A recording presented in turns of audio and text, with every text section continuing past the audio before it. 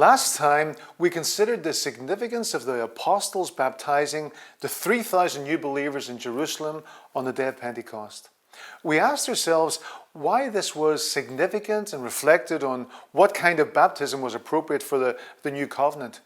As with other areas, the fledgling church would need the Holy Spirit's help to reinterpret baptism's significance and meaning in this new era.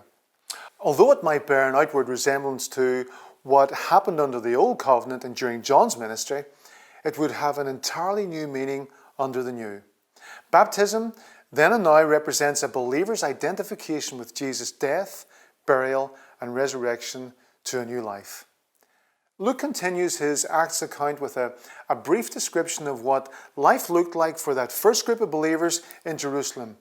Any details that we find in these accounts of the early ecclesia, or church, are very important and well worth our attention. It's not that we are looking to exactly replicate the way they did everything. The physical and cultural landscape was obviously quite different from ours. From the beginning, God has been writing and telling the true narrative of who He is in real places, events, and particularly the people of the world He created. He does not lock us arbitrarily into the outward forms of a particular historical or cultural setting. Instead, the Holy Spirit guides His people from different places and times in how to live out His narrative in their own lives as they worship Him and try to be effective witnesses for Him. This is part of the genuine collaboration that He invites His people into and then equips them for as they're willing. So when we scrutinize the Acts narrative, it is for the purpose of seeing how the apostles guided the early church as they tried to be all that they knew their Lord wanted them to be. As we observe the way they did things, what we're keen to identify is the underlying principles that the Holy Spirit was teaching them. We know that these principles will line up with the threads of the narrative that we've been tracing all the way through. Who God is, why He created man, how He deals with anything that violates His perfect holy standards, what His intentions are, what kind of relationships He wants with us, and so on. But now, we want to understand how the Holy Spirit was helping the apostles to guide that first generation of Christ's body in applying that truth under the new covenant in their time and place. Those are obviously important insights for us because we're called on to live out that same truth in our time and place. Also, if we were to be well equipped to contribute to His task that is passed down to us from the apostles, we need to know how to guide others as they're joined to His body and also become contributors to His purposes. The New Living Translation, which is what we're using for the text of the narrative, translates into English the next part of Luke's account like this. We read in Acts chapter 2, verse 42. All the believers devoted themselves to the apostles' teaching and to fellowship and to sharing in meals, including the Lord's Supper, and to prayer. The first thing highlighted here is that the believers highly value coming together and listening to the group of men Jesus had specially authorized to speak for Him. Remembering, of course, that the written narrative, God's word for the new covenant or testament, is not yet available at this point. So, just as Jesus had said would happen, the Spirit is constantly reminding the apostles of things that Jesus taught and did during His time with them. Then in the regular times they're together with the other believers, they're passing on what they've remembered. But they're not just reminiscing, although no doubt everyone who'd spent time with the Lord has very fond memories to share. When the church is gathered, the apostles are reviewing what Jesus taught them. But now they understand so much more and are able to explain it to the group.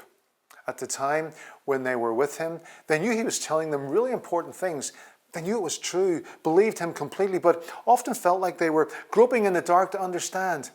Now they feel the Spirit making those things clear, like opening the blinds one by one in a dark room. And He's also giving them new insights. As they read the Old Testament narrative these days, they're seeing everywhere threads God embedded there that point forward to Jesus the Christ. Every day, it seems, they're blown away to stumble upon something there which they can now see was fulfilled in the life, death, and resurrection of Jesus. But when the apostles gather the believers, they're not just sharing theoretical, abstract truths, they're also helping everyone apply those things to think through how they should live now, right here in Jerusalem, how to act and speak, how to relate to others. They're helping them grapple with the freedom and the responsibilities of living under the new covenant, something that's going to take time and revelation from God's Spirit to understand. Everyone is excited by this process of hearing truth revealed. They feel as though they're on a journey together with the apostles out in front and God's Spirit leading them all. The great news for us is that the things the Spirit was teaching the apostles were written down over the next decades as part of God's narrative, the New Testament. He has made sure that all the important truths he helped them uncover and pass on to the first century believers are also available to us in the 21st century. What's more, the Holy Spirit is eager to help us understand and apply truth to our lives today. And as we'll see, he gives the ability and authority to men within local bodies of believers to ensure that everyone understands the apostles' teaching and can relate it to real life situations. In his brief description of what was happening with that first group of believers in Jerusalem, Luke also talks in Acts chapter 2, 42 to 47 about the way they were relating to each other. Jesus had told the disciples that it would be their care and affection for each other that would show the world they were his people.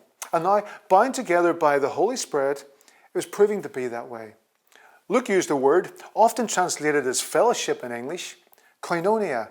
That conveys the idea of closeness and particularly of sharing something in common. In other words, they enjoy relating to each other because of what they have in common, which the more they think about it, is a great deal. They have Jesus as their Savior and Master in common. They all have the Holy Spirit binding them together. They're developing a very strong sense of a shared identity. They all feel they're on a journey of learning truth through the apostles together. And they're all called to contribute to the task of being Jesus' witnesses here in Jerusalem and further afield. So even though they're glad to be out talking with people about Jesus the Messiah around the temple or in the market areas or where people congregate, such as the different gates of Jerusalem, they also realize that it's important for them to have separate times together as an ecclesia, as the gathering of believers. Luke also mentions that when they got together, they'd share food. We read in Acts chapter 2, verse 46, they worshipped together at the temple each day, met in homes for the Lord's Supper, and shared their meals with great joy and generosity. Actually, the words in Greek he uses are literally breaking bread. That was his shorthand way of referring to what would later be called the Lord's Supper, or in some traditions even later as communion. But from what we'll see later in the narrative, it seems probable that the early church remembered Jesus' sacrifice in that way when they were already eating a meal together. After all, as we'll remember, Jesus and his disciples were eating a meal, albeit the special one to mark the Passover, when he used bread to represent his body and a cup of wine for his blood that would initiate the new covenant.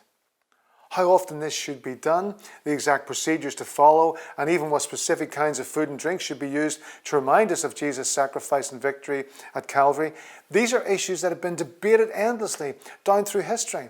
But the picture here is in many ways a simple one that we can learn from.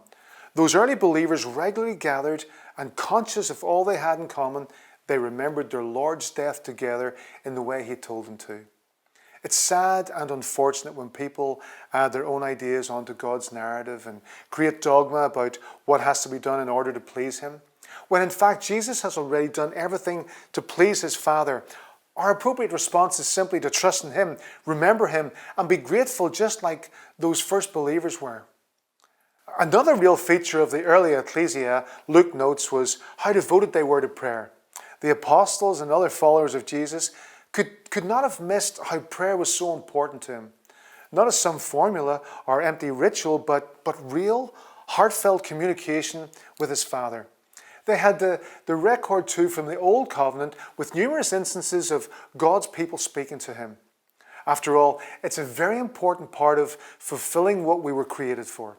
God made people in his image, specifically so he can communicate with them and so they can respond.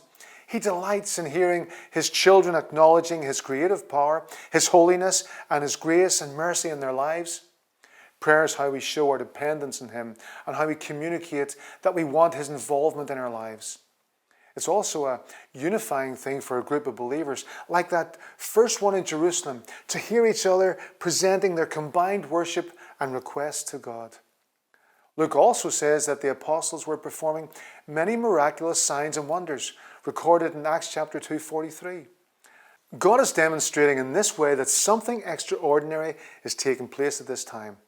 Just as he confirmed that Jesus was his son through the extra-natural things he gave him power to do, now he's showing that the authority to be Jesus' witnesses has been passed on to all of his followers. All of this is an enormous impact on the lives of the believers. They have a deep sense of awe and joy in their hearts. They're amazed at what they're part of. It completely reshapes their values. Those with land and houses or anything valuable are selling them and putting the money into a common fund which is used to help anyone in need.